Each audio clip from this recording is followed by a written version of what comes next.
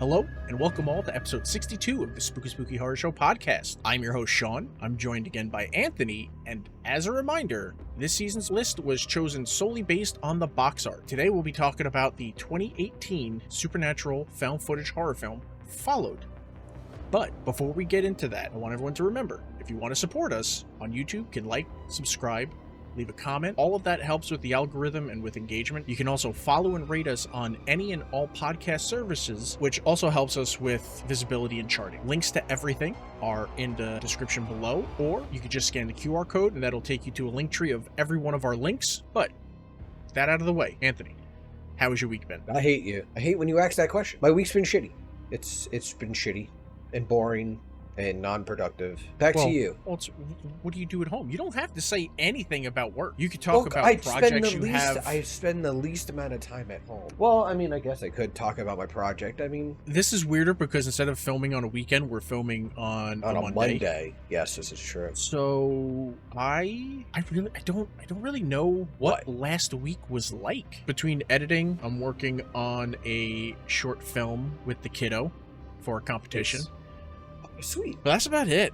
It's really nothing else. I've watched this movie like 3 times.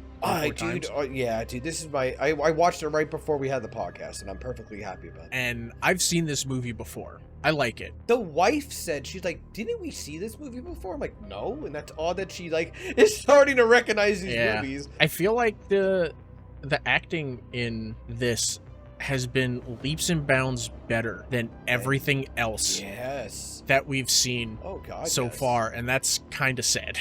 No, it is kind sad of a lot sad. Oh my god, yes, we'll get into that. But yes, no, it is better than what we've been given in the past.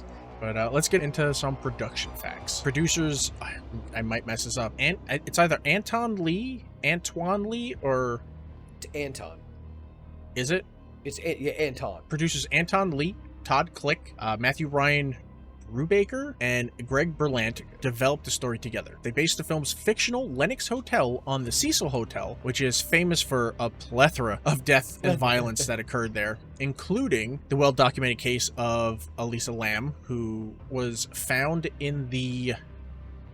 What is the thing called? The water tower, the cistern? Oh, I would say water tower. I don't remember the actual name. But she was found. Her body was found in the water tower on top of the hotel. Her video of her acting erratic inside of an elevator went viral. People thought it was paranormal. It was a mental health crisis. Not that. It's also the location of murders by serial killer Jack Unterweger and Richard Ramirez.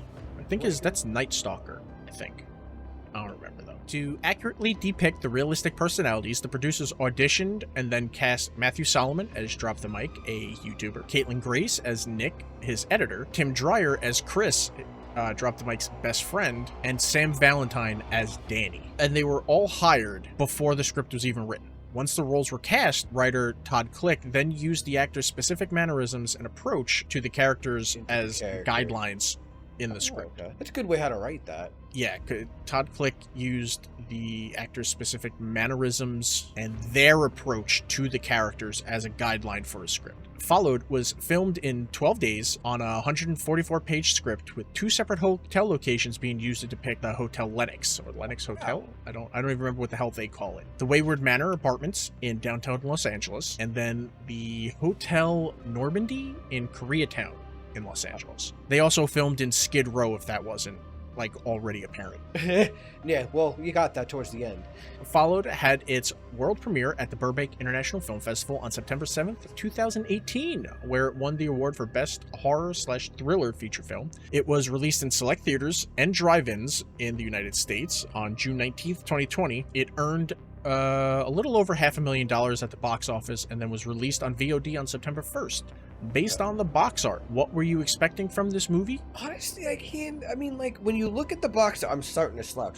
If you look at the box art, it really tells you nothing to do with, anything almost. It's just, a person there that says Followed. So you don't really know too much. I know the Followed thing now that I know what the movie's about. The Followed made sense. And stuff, but other than that, it really didn't give me, oh my god, this is what, I thought it would be. I like the box art because it conveys the fear, the terror, trauma, and has like this like voyeuristic look to it. However, the box art features Sam Valentine as playing the character Danny, who is like the secondary camera person of the film. Even though Danny isn't the focus of the film. Yeah. But she's on the box art. Matthew Solomon's Drop the Mic is the focus. It's essentially a movie about him. But he's not even on the cover. Someone who like dips out after like 3/4 of the film and like goes home is on the box art. That's weird to me. Does it make sense? Why wouldn't it have been him? And then I was like, oh, hot girl sells movie. Okay, got it. You put the hot girl on the cover, you're gonna click on the thing. So it's like, all right, fine, whatever. I don't care. It is what it is. I don't, you know. All right, let's get into the plot.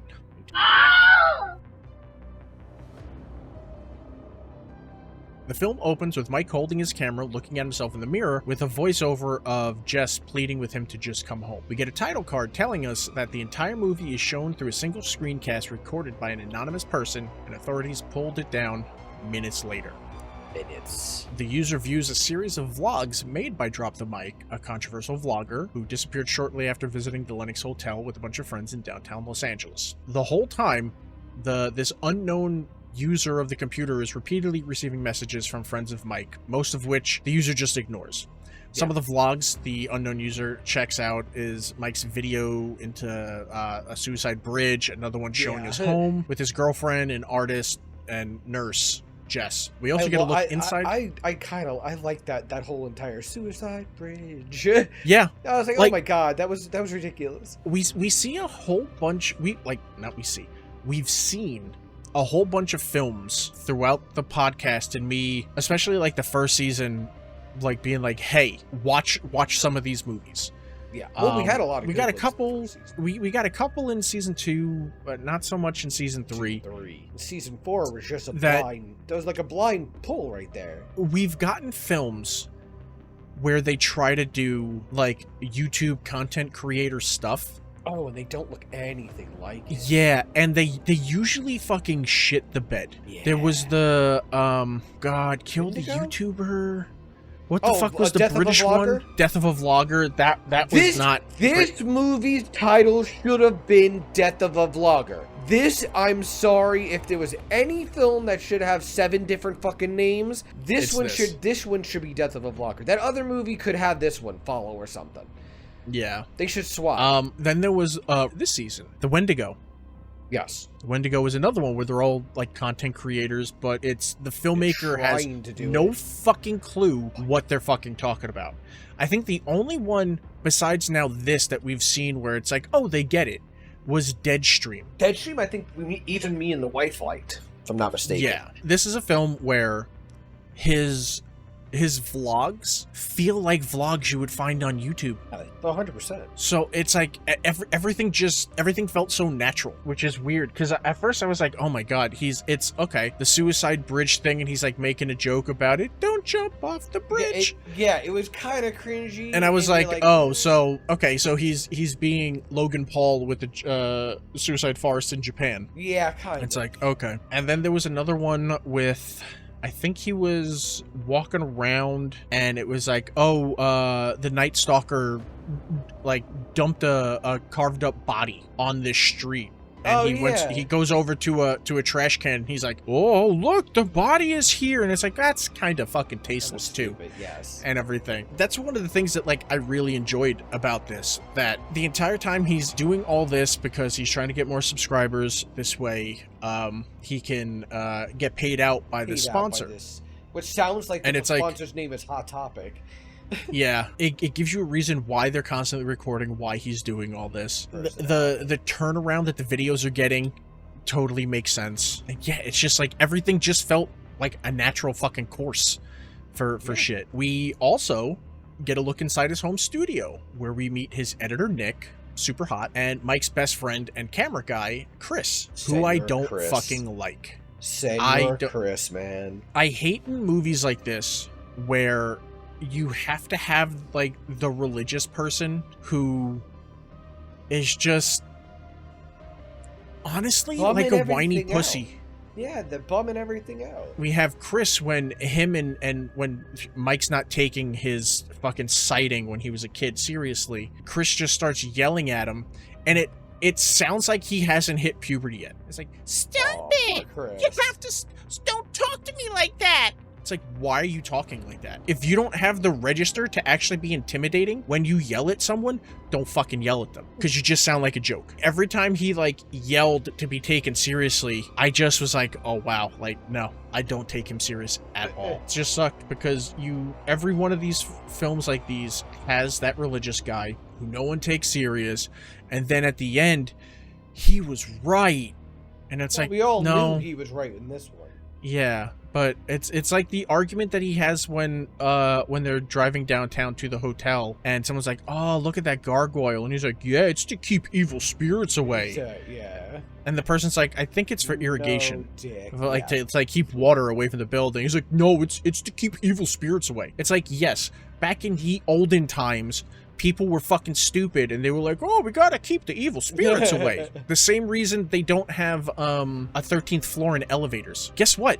Like in hotels. Yeah. 13th. Yeah. 13th, guess what? And planes, I think, is the other one. But here's the thing. Just because you didn't name the 14th floor 13th doesn't mean it's not the 13th floor. Yeah. You would have to make a 13th floor and then not use that floor and just skip it. Yeah. But if it goes 12, 14 is still 13. Your logic is completely fucking broken. Like, it's stupid. And it's like, that's the whole same thing with the gargoyles, except they turned around and was like, well, no, if we put the gargoyles there, water will stay away from the side of the building, and it makes sense. But he's like, God says it takes this away. It's like, whatever. Like, I don't care. I just don't care. But yeah, I really didn't like the Chris character. And then the fact that he kept being like, oh, and stuff. And then Mike turns around and goes, here, take this pill. And he's like, okay. I know, like... It's like, so you're a pill popper? Yeah, like... So you can't stay in this haunted place yeah, because it's weird. spooky, but you'll just take random drugs. All right, sure, from man, whatever. From the dude that you came here and are mad at. Yeah. It's like, I don't fucking know. Drop the Mic receives a sponsorship offer for $250,000 if he can gain an additional 50,000 new subscribers by Halloween. The user spammed Mike with the Lenox Hotel in downtown Los Angeles, so he decides that's where they will spend their Halloween weekend. The hotel has been plagued with tens of suicides and murders since its founding. Most recently, Korean tourist Megan Kim's burned corpse was found in the hotel's boiler room after security camera footage showed her acting erratic in the hotel elevator. This portion is heavily inspired by the story of Canadian tourist Elisa Kim, whose body was discovered in that large water tower thingy on the roof of the, I think at the time, because like it's called because I'm trying to remember.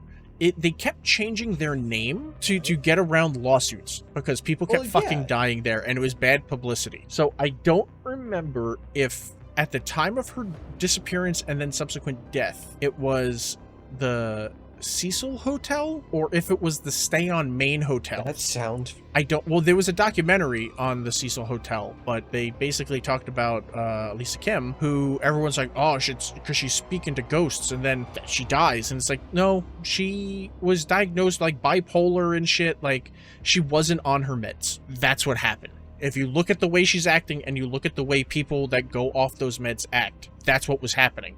And instead of anyone, like, helping her when they saw her in distress, it's a hotel on Skid Row. They just fucking left let it. her die. I was watching this last night with the wife, and when this came up, my wife is very much into true crime, like every woman on the planet.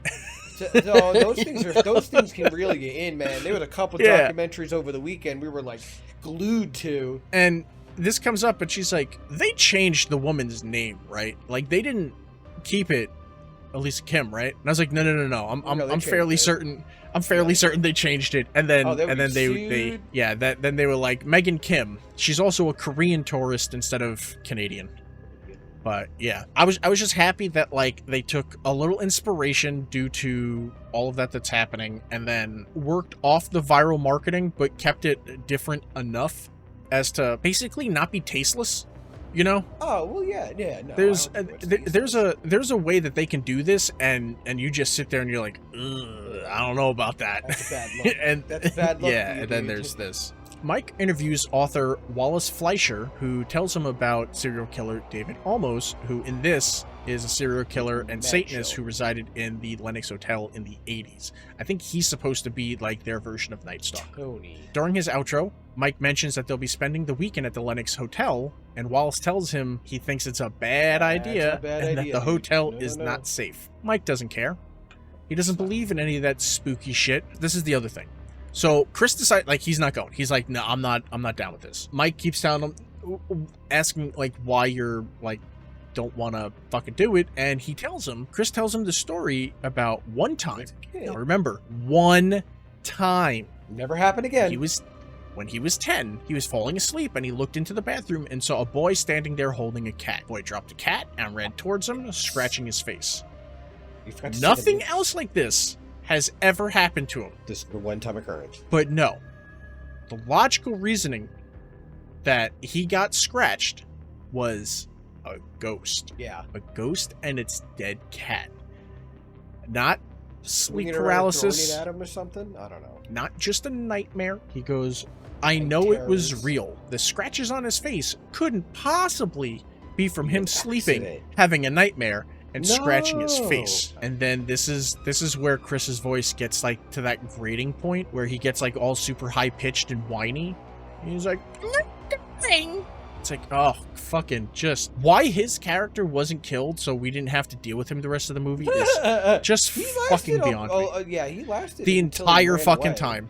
Yeah, he did that. Yeah. So yeah, Chris decides he's not going, so Mike decides to get sound engineer Danny to come, mainly to run another camera and get better sound, since that's mainly what she does, but also because Chris really, really likes Danny. And Mike wants to use her to trick Chris into going. I got a lot towards the beginning that Mike is kind of a dick. Yeah, but then there's a turning point, mainly with like Nick, where you realize, oh, he's not a dick. Like he's not like the asshole he's like being on camera. He actually cares about his friends and everything. It's just he wants to be able to provide, and this is the only thing he's good at doing.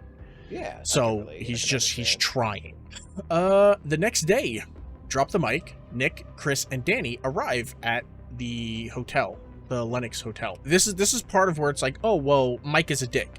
While they're driving down Los Angeles, it's super fucking populated with homeless people, especially around on Skid Row, and he sees some, I think like a homeless dude climbing. I think he was like climbing on like a dumpster or something. Dumpster to get over a pit. Yeah, and it was like, hey, I bet you if we give him some money, he'll do like a backflip or something. And it's like back when there was the bum fights. That's just dumb shit. Right and there. His friends yell at him like, bro, that's not cool. And it's like, he's so fucking chuckles. Yeah, he's so detached from it. And I'm like, I can kind of understand that if like you're rich, like you're so rich, like that you detach from reality. Yeah, but he's not. He makes no money. His nurse fiance makes all the money. Yeah. So it's like, I don't know why he's so detached. Like, it's weird, but I think it's explained a little bit later. As they walk towards the hotel, Mike stops them, commenting he just got like this weird deja vu feeling. Pretending to be a tourist, Mike, Danny, Nick, and Chris head to the top floor where Nick is given her own room to edit in peace, while Mike, Chris, and Danny are staying in the room next door, which happens to be the room where a serial killer almost committed his murders. Oh, yeah. So that's fun. Oh, he knew. Oh, no, he knew. That sneaky bastard knew. Where's the fun in telling people? Until they get there. you don't tell people. Their whole entire fucking shit is scared shitless, you know what I mean? Yeah. It's all right. I personally would have waited till he got in and like lay down in bed. Then you go like, he probably murdered someone in that bed. Yo, fuck yeah. I would have started using it to my advantage, not saying it like that. With their stuff up in their rooms, they decide to get some exterior shots. But because they can't film there, they head out to the back alley where they bump into a homeless woman and Mike harasses her. Meanwhile, Danny is recording a drug dealer. Why are you recording a drug dealer who's in the middle he's pretty fucking dumb. of a deal? Yeah, he's pretty fucking dumb. And then I think my favorite thing is she's recording him. She has no chill whatsoever about it. Yeah. She's like, hey, look at him doing this over there. But then the dude turns around in like the thickest Australian accent. You fucked up. I was like, what is going on right now? And then I was like, it's LA. It kind of makes sense. LA. It's LA. Everyone is there. Everyone's trying to make their dreams. Yeah. The drug dealer ends up chasing them back into the hotel. They end up deciding to go up to the roof via the fire escape right outside their window. From the roof, they spot people surrounding, I think it's either like a dead person or just someone passed out on the sidewalk. No, that motherfucker was dead. There was blood and everything. Was there? I didn't remember the blood. I remember with the old woman later, there was blood. But okay, so yeah, so someone else killed themselves out on, or no, because that wasn't the hotel. That was the other side of the hotel. So that's just someone just got murdered on the street. A little bit of murdering in LA. They take out the drone and grab some B-roll footage before heading back in for the night. While sleeping in their room, the door opens and the bathroom light flickers on a few times, while the camera also glitches out. People are watching this footage, right? Yeah. Well, he makes it seem like that. No one saw the door open, things glitch out. No one has any idea, any questions about that. That's weird.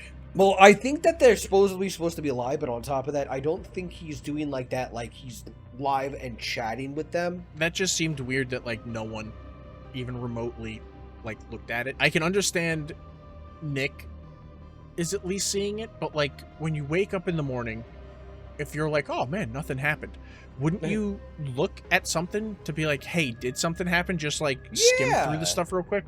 And no one did, because you wouldn't notice your door opening and then you wake up in the morning and it's closed again. It's like, we're gonna have to put something in front of that door to keep people from getting the fuck in. Yes.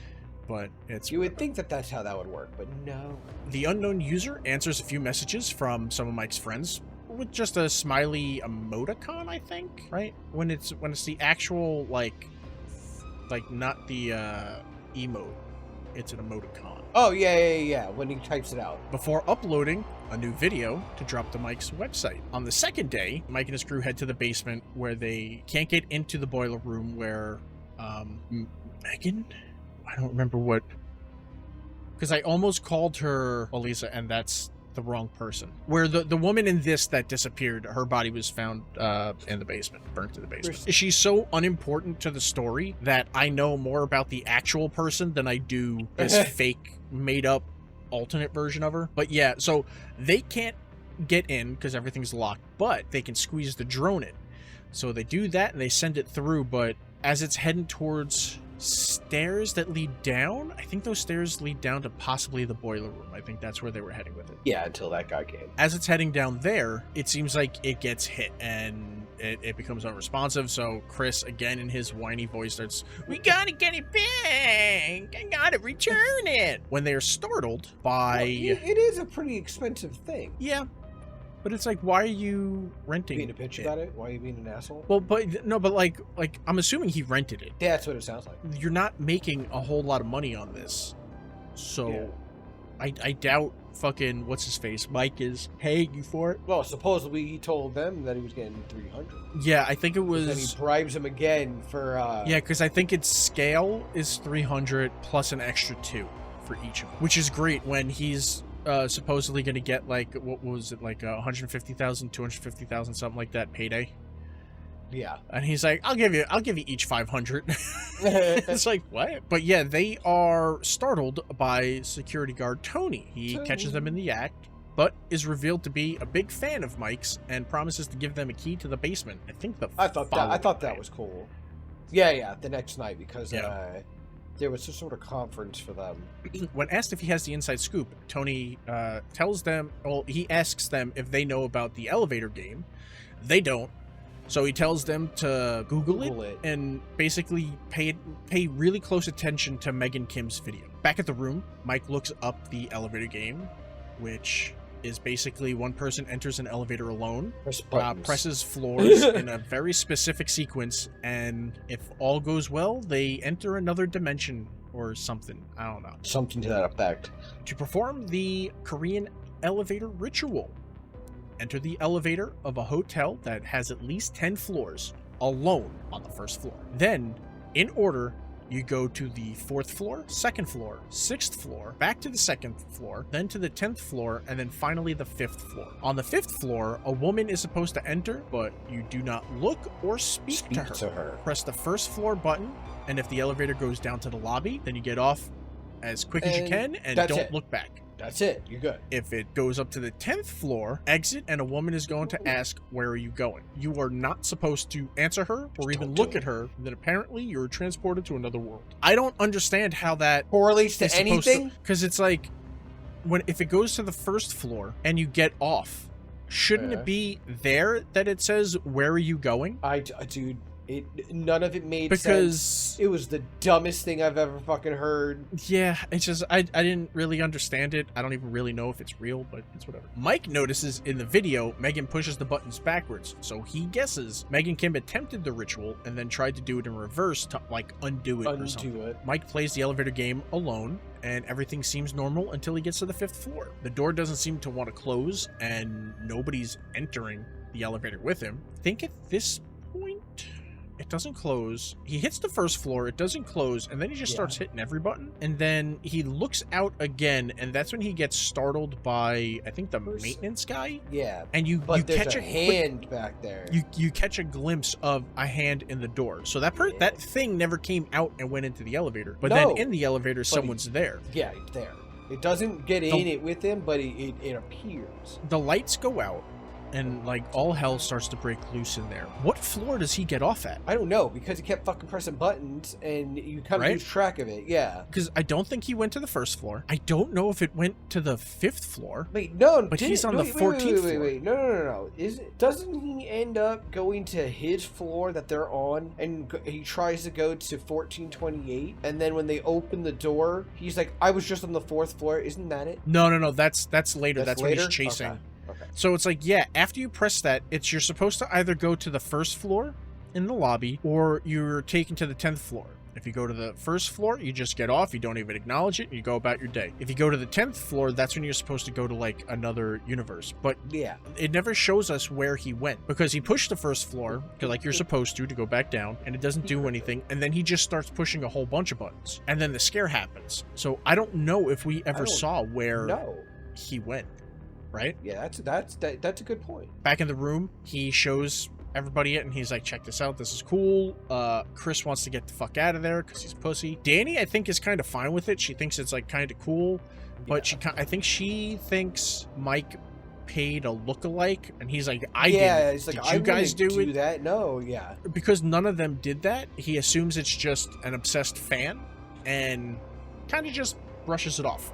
Yeah. While trying to convince Mike that it wasn't a fan, but an actual ghost, someone keeps knocking on the door. After hearing ghostly knocking and nobody being there, we cut to Mike getting a Skype call from his fiancée, Jess. In the dumbest way, tells him that she's pregnant. Thank you. I thought the exact same thing. I was like, this is a really fucking messed up way to do this. During the scene, my wife is watching this, and the way that she's, like, explaining how she found out she was pregnant, my wife is like, yeah, they don't test for that when they do that.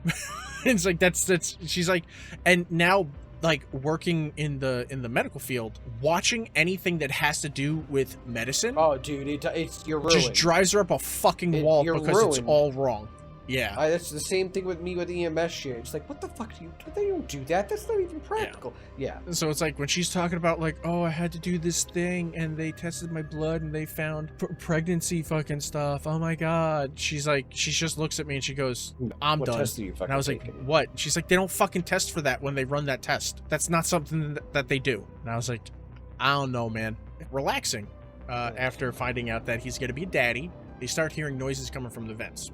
Danny checks it out with her audio equipment to get a better, like, sound read of it. Like, get her sound. Yeah. She thinks it's coming from next door in Nick's room. So Mike sends Chris over to Nick's room to make sure that she is okay, and she seems manic. She is flipping out on Chris for no reason and tells him to leave her alone while her nose just begins to bleed. He goes, all right. He leaves, and the lights in the hallway all turn off. And the only thing being illuminated, like the only thing illuminating all the the way room, down the hall. yeah, is the what is it? The Okay. fire escape roof access emergency light. This is a really cool looking fucking shot. And honestly, it was done really well.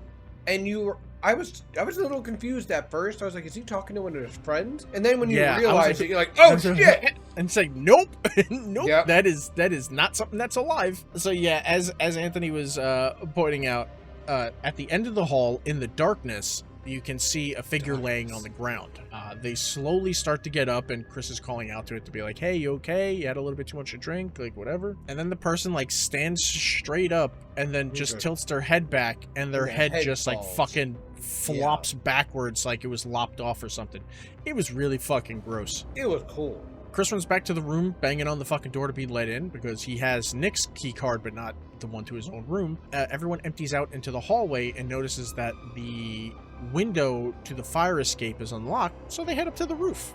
On the roof, they find a satanic altar positioned right above their bedroom, and also a covered platter with an animal tongue. I'm assuming it's a cow. It looks, and, yeah. I was and gonna say, it maggots. looks like a cow's tongue. Like the cow tongue was fine. It's the maggots. It was. That got you. I could see the maggots all around. I'm like, ugh. I don't like maggots. Well, I'm not thinking you should like maggots, so. Chris begins to act like a baby again and wants to leave. So Mike gives him some drugs, and he just takes them.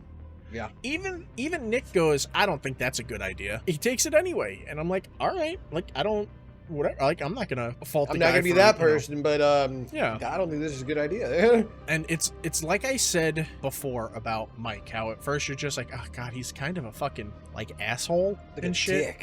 You think he's going like the Logan Paul route, but after everyone heads inside, Mike goes in to check on Nick to finds her in not a great way. Yeah, and he got a little sentimental with that. It's not something where it's like, oh, because it's like when he found out he was pregnant, he wasn't like, oh man, I'm so excited. It was kind of like worried and stressful, and I was like, oh man, is he like trying to like fuck other people? Like what's going on? Like, is it like, does he not want to be pregnant or something? It's like, no, he loves his fiance. He's happy to have a kid. He's not trying to fuck Nick. He's not trying to fuck Danny and everything. It's just scared he is shitless. Friends with them, and he wants to make sure that they're okay, even though it's super important that they hit all these benchmarks so that he can get this money so he can actually provide for his fiance and now, coming soon baby. He still tells Nick to just like, don't worry about editing anything tonight, just go like sleep, get rest, get better. We can worry about all that in the morning. In like, the AM.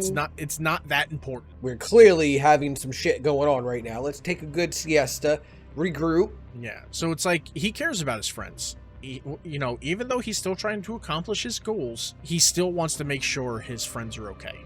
And that for me makes it like, okay, we can follow him. He may do some like dickish stuff, but like you can still root for him because it's not a malicious thing. Oh, I don't think it's an intentional thing. I think he's honestly trying to be genuine, and it's kind of backfiring. So that night, everyone is freaked out by the headless dude that was clearly caught on camera. They all saw it. Chris is passed out, and Mike asks Danny if she wants some pills. So she's like, well, if all the cool kids are taking it, I might as well. So then she takes it. Terrible line. Yeah. Which is a terrible line. They all pop some pills and fall asleep. As they pass out, the camera begins to glitch out, and shots from the basement keep popping up. Yeah. All while, what's his name? Fred Head is wobbling around on that top shelf, and it's like this apparition appears and jitters in place by Mike's bed. I have to say, movies that have that, I love. The jitter effect? Yes. That gets me, like, that's so, like House on Haunted Hills remake, the jittering thing. Oh man, I love that shit. What I really liked was whenever someone was being affected by the spirits, like their face would fuck up. Yeah. They would just... I really like that. Yeah. So it's like, obviously they're recording, but they're not like looking into the camera while like recording the person. They're just holding it there and talking. So they're not seeing the face glitch out, but we see the footage and see it. And they have to wait to see it. After that vlog, which I guess would be like the day two vlog, the mysterious user uploads the third night onto Drop to Mike's channel. After all the spooky knocking, they decide the following night to stake out the hallway, because that's how you find out who's been knocking on your door. you You sit in the hallway so no one goes by it. Yeah. It's Real like, smart. Just, I don't. But what I ended up saying was, why in the world didn't you just look at the peephole? They have to have a peephole there. You never needed to open the door. You could have just looked Never. out. Mike heads inside to pee, which ends up not being pee. And Danny and Chris finally talk about why he stopped talking to her. This part was an absolute unnecessary thing. It's like This was filler bullshit that it kind of got me upset. I was Chris. like, this isn't necessary. Chris is so in love with Danny and knows that she does not view him that way at all. That he can't even like talk to her anymore. So he just stays away. He just cut her out of his life. And it's like, bro, how sad and fucking pathetic are you? Like, just fucking talk to him. Even after he like admits all this stuff to her, she still goes, you know, I see you like a brother. It's just like, I said the same thing to my wife. I'm like, oh, and then you get hit with the fucking friend zone. it's like you admit you have feelings. You go out on a limb knowing the whole reason you stopped talking to her was because of that. And then you tell her, and then she says exactly what you knew she was going to say. You're and like a then little you're still brother, hurt. though. Oh, that's always the It's worst. just hate to see it happen. Mike good man finishes down. his dookie while bothering his crew. A kid appears at the end of the hall and throws the ball down there at them. Mike seems to recognize this kid and chases after him. While Mike is gone, Chris and Danny are chased by the what? Isn't that the same thing that it had the eyeball or some shit, right? Yeah, but that's not till a little bit later. Oh, do I keep skipping ahead? Yeah. Oh. So the kid throws the ball and Mike gets it and throws it back to the kid, and he just like fucking walks away. So Mike goes running after him because he looks familiar. I guess at some point he picks the ball back up too. But while Mike is gone, Chris and Danny are chased back into their room by a chainsaw wielding ghost of Almost. This is what pisses me off. That's clearly a chainsaw. It is a chainsaw, but what does They keep have calling to it a fucking do with hacksaw. anything? Yeah, I know. But what does that have to do with anything? Well, because I think Almost like cut up the bodies and would dismember them, hence a hacksaw. Okay. But it's like, okay, so then why is there a chainsaw sound being played if he has a hacksaw? A hacksaw doesn't make that sound. A hacksaw has no sound. It's a manual fucking. It's what is it? Unless he's going static or whatever. Yeah, I know. You know what I mean? Like I don't. And so honestly, it's like they the kept saying a character hacksaw. didn't look that good either. They needed they should have had more focus. I think they were trying to like I can't even try to like lie my way into like reasoning for it. I don't know why they did it. Mike follows the kid to room 440 and begins knocking on the door. Danny and Chris try to stay safe inside their room on the 14th floor. With the frantic knocking, Chris tells Danny to fold up the tripod, most likely to use as a weapon. But when Chris opens the door, Mike is standing there. Somehow, he was teleported from the 4th floor back up to the 14th floor. Freaking out. Yeah, they check Mike's camera, and it shows him following the kid down to the 4th floor, all the way to room 440, and knocking on the door when the footage cuts to the boiler room, and then everyone starts yelling at each other. This is part of the thing, like, where, like, Chris is trying to be, like, assert authority and stuff, And but his it's not testicles working. are still up in his throat. It's like getting yelled at by Mickey Mouse. Like, it just doesn't, it's like, no, I'm sorry. That's And terrible. honestly, being yelled at by Mickey Mouse would probably be more scary. That's terrible. You know, I was just like, I don't like this. I don't like the character. It's after checking everything, they decide to head down to room 440 with the security guard buddy. 2 old ladies answer the door and say that they have no kid. There is no kid and stuff like that. But then it's like, they're like, okay, you have a good day. And they go to leave. The other one like yells at her, shut the door! Reach the fuck out, like, man. I don't Just understand why that reach. happened. Did we Yeah, miss no, I don't something? know. Yeah, that's what I said too. I don't know why it happened, but it fucking, it was weird. Like, that was an uncalled for shit right there. Tony tells him that he's going to get them to key, and then they head back upstairs. Mike sits in the hallway with Danny so he can call Wallace to figure out what's going on and get Danny's like POV from her camera. He asks Wallace about the room, and he tells him that room 440 belonged to a police detective who resided in the hotel after he was called for some like attack there, and he went and then kind of got absorbed by the hotel, and then went home, murdered his wife, and then brought like stabbing her in the eye and shit, and then bringing his 2 sons to the hotel. He killed the eldest son and then chased his youngest son into the boiler room. The detective was killed by a maintenance worker who encountered the son. Oh, jeez. After the interview, Mike needs a minute and walks down the hall to take a breather. I love that Danny's like, hey, are you all right? And he just looks at her and goes, no. Stuff like that shouldn't happen to kids. And then just walks away. And he was being like really sincere. That wasn't like a hey, let's throw a jingle, don't jump off that bridge. Like, it's not something like that. Like, he was genuinely upset that something like that happened to a kid. While he's sitting down in the hallway taking a breather, Chris is attacked in the bathroom by the cat ghost from his childhood and screams that he's leaving the hotel. I don't understand why when he was attacked by the ghost, he came out like jittering, like he's having a seizure. I was like, what was that about? What was the direction given to do that? I didn't understand. Like, well, what's his motivation from and stuff? Like, I didn't understand. They try to keep him from leaving. Mike takes an elevator. Meanwhile, what's it called? Danny and Chris basically run down the stairs. Yeah. Mike just meets him at the bottom. In the lobby, Danny and Chris have a very loud I mean, sorry. They're right next to what looks like a security desk. That's how you know they're filming something, because somebody would have been like, you guys need to calm down and leave. They're not supposed to be filming there. That was one of the things that like hotel management said, like, hey, you can't film there. Yeah. Nothing screams, hey, we're filming here. Like, you having an argument like a madman. That, hey, I don't want to deal with these ghosts anymore. I'm out of here. And it's like, what are you talking about? What's going on? Yeah. Why are you two fighting in the hallway? In the lobby where everything is just fucking echoing. Like it's just like, this is weird. But then again, it's like they probably had to yell to pick up the microphone on his camera. Well, yeah, but doesn't change that whole entire thing.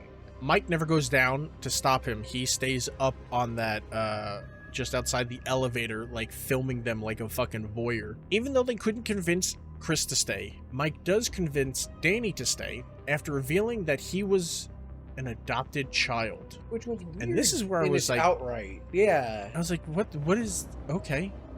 Millions of kids are adopted. What the fuck? Like, why would okay, I'll stay. Because, like, when he was like, you know, when I was adopted, it's like, oh, you were adopted? Oh, it's like, it's not that big of a deal. Like, I don't. Kids are adopted.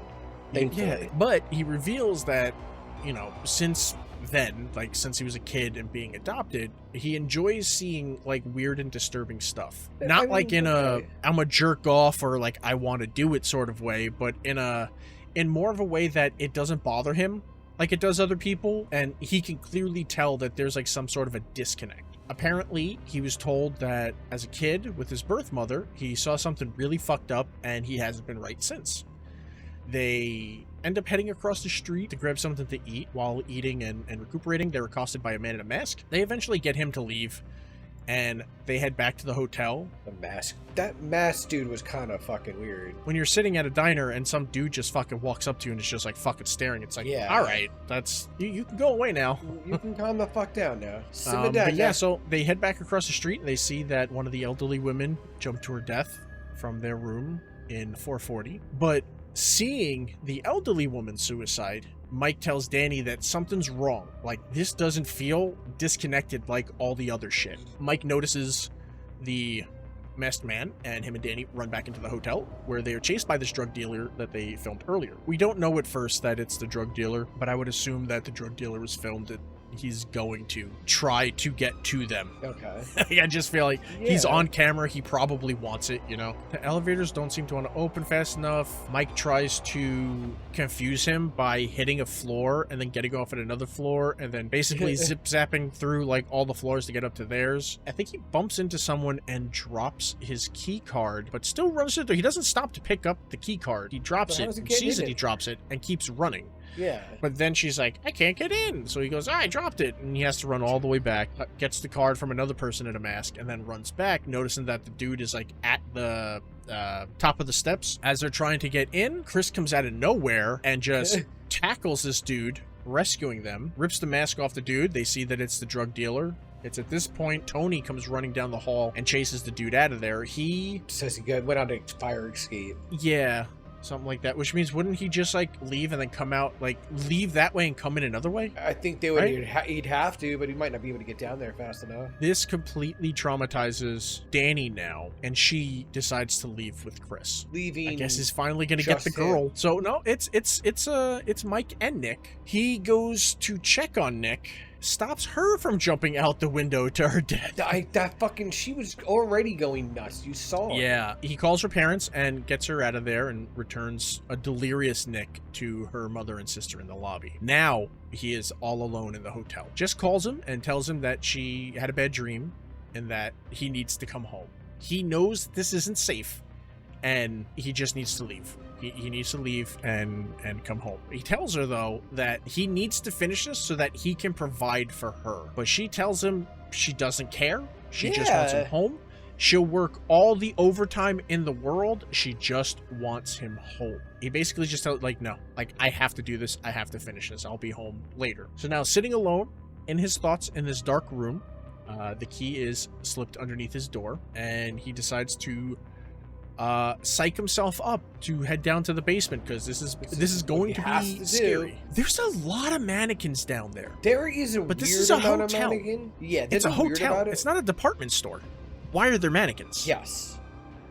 Is someone That's fucking the the biggest mannequins? thing. Like, I don't understand. Like, there's You no have to go reason for that many immediately to mannequins. people having sex with mannequins. Yes. What other point would there be for mannequins in a hotel? Exactly. I don't know. Maybe they put on plays or something. With a mannequin doesn't move. I It's can't. like- I'm trying here. You're trying desperately to not say they're fucking them. Mike decides to proceed down to the boiler room despite receiving pleads from his fiance to come home. He starts live streaming. On his way down, he gets a garbled phone call from Wallace, who reveals that Mike is the biological son of the police detective. He's the boy that got away. Yeah. When Mike enters the boiler room and starts walking around, things are weird. You can hear stuff moving around. At first, I thought I heard a baby crying, but it turned out to be a cat. Oh, yeah, the cat. But then I hear the cats again, and it turns into crying babies. Yeah, they went back and So forth. I with was, that. I was like, this is all fucking weird. I don't know what's going on. He finds the missing drone above where Kim's corpse was. Following the ghostly sounds, Mike finds a laptop displaying his broadcast in real time and Tony's notebook, which is filled with occult imagery. At this point, Mike is chased by ghosts from the hotel and finds a dead body. It's finally time to get the fuck out. He runs out of the hotel in a panic and straight down Skid Row. Fucking knocking into everyone. I'm assuming he ran all the way home because he was a passenger in Chris's car. So Oh, yeah, sure. I don't know how he got home. How he yeah. got home. Christopher fucking left his ass. I don't know how that live stream stayed up. How did he manage to keep that going? That's what I'm saying. I don't know how any of that stayed going, because how did he have service in the basement? I don't know. Yeah. The only thing I can think is like he was carrying a hotspot, but And you don't ever see him with a bulge on the back of him, whatever. Back home, Mike starts a live stream where he announces that he will be taking a break. His ass is going on hiatus. He also mentions, I don't know how long he's been gone. Like how long he's been offline, you know, because he says that he hasn't talked to Jess. Yeah. Because he doesn't know what to say, but he lives with her. But you live with her. Yeah, like And you're supposed to have a kid. How have you not spoken? Like, where is she? Where is she that you haven't spoken? Like, What did you do I to didn't Jess? understand this. He also says that he has tried to reach out to Danny, Chris, and Nick, but they haven't responded. He also states his plans to make a documentary on the homeless situation in downtown Los Angeles, feeling a need to put something more positive out into the world. Hey, I'm gonna let him in on a secret. A documentary on the homeless epidemic isn't gonna do nothing. in Los Angeles and pretty much anywhere in the world. There's nothing feel good about that. It's all shit. It's all shit. Absolute total shit. There's nothing like good. It's like, oh yeah, you really put a light on something that everyone fucking knows about. Pick another fucking issue, buddy. Shortly after that, his power goes out. I think we hear Jess screaming, which is weird. Yeah. Because she's not supposed to be. Because I didn't even know she was home. Yeah, I know. So, well, you see, it's not very descriptive. You don't know. Yeah, because I feel like towards the end, maybe they were just trying to figure out a way to end it. I thought it was, honestly, when he ran out, it should have ended there, and then you got the rest of their cut and all that other shit. But he looks outside. He finds it surrounded by shadow people. Mike is then confronted by, I think that was Tony and the ghost of Kim. Oh, okay. And they hand him his, they hand him Jess's severed head, which I don't know why they killed her. Like that, like, why are they at his house? Like, dude, I don't know. Honestly, that's the most violent part of it so far. The other ones didn't kill anybody. After that happens, it goes dark, he screams, and then Mike disappears. The mysterious user of the laptop then views the channel of Terrible Tyler. I know. A young vlogger who announces his plan to break into Drop the Mike's house and investigate. This is 100% something you will find on YouTube. Little fucking scummy douchebags like this that take advantage of those things. Yes. Under Mike's account, the user posts a comment on the video stating, "Can't wait to meet you, Tyler." Yeah, smiley face. Creepy ass thing. As the comment section of, I guess the video. Tyler's? No, would it be? Yeah, I guess it would be Tyler's video of Mike's supposed return. The user logs off, revealing Mike's blurred face on the laptop screen. That is the end of Followed. Final thoughts. What'd you think of it? It was actually pretty good. I actually liked it. The found footage was shot. They had, honestly, cinematically, it was shot well. There was a lot of shit that just didn't need to be fucking in this. I think they went way too hard on some of the stories. Like I said, like they just kept adding more and more stories. I was like, bro, you're going way too far into it. Like I said, I feel like the end is an example of them not knowing exactly how to end it, because it's why is Jess killed? Is Mike supposed to be now like infected by whatever spirit it was that possibly took over his dad? Because you weren't investigating so much the thing with the cop, like he didn't even know about it. It was just like, oh, a cop killed someone and you're his kid. You're the kid that got away. And it's like, all right. Like, I didn't. That's I understand. Like, at least if he had known all the stuff ahead of time, sprinkling that shit in would have made more sense. But they didn't. You know. Yeah. Like, if you had like, on room 404, a cop like fucking killed his kid and chased his other kid and stuff, and then up in room 14 whatever, this is where a serial killer almost lived and killed all these people and stuff. Ooh, that would be one thing, but that's not what they did though. So it's like, at least if they did that, it's like, okay, I see where you're going. But it's like when you get to the end and it's like, oh, you think he got away but he didn't, because he was supposed to be there because he's the cop's kid, and like this happened, and then it's like, I don't know, man. But yeah, I liked it. This is this is absolutely a 3 out of 5. Oh, I would 100%. People should see this. I would like to see them do something else. I'd like them to fucking explain it more. Just not with Terrible Tyler. I don't want to deal with fucking douchebag little white boys like that. No, but just start up a whole nother lore. But no, I was actually glad to watch this movie over. Which I have all of them. I have not wanted to watch over. Yeah, no, it's because it's like I've said multiple times throughout this season. We each went searching through all the free sites so that people can watch as many of these as you know, as we're able to, you know, say. We didn't want to pick something that's like locked behind paywalls and stuff. That, you know, just scrolling through, we just find films that look cool based on box art or interesting and just add them. And hope for the best. We don't like talk to each other about it. We picked our 10, and then we got together, and so, you know, there might be some movies on this that I've already seen that Anthony picked, and there might be movies that I picked that Anthony's already seen. The whole premise is we're trying to bring something that either we haven't seen or the other person like hasn't seen, to be like, what is this about? So it's like, I've seen this before. I saw this, I think, when it first came out in 2018. I completely forgot about it because it has such a fucking forgettable name. Oh, I guess it's so, like, yeah. if you know what, I'm gonna go into Tubi, and I'm just gonna type in Followed and see how many movies with that. Oh, there was just a few, not a lot. Followed. They marked this as 2020, even though it came out in 2018. There's that Followed. Then there's Followed from 2015. Then there's Followers. Then there's Streamers, that's not the same thing at all. Then there's Clickbait Unfollowed, The Follower, Girl Followed, Followers, Sleepaway Camp, not the same thing at all. Something called, that's Nitty? I thought that said Nut.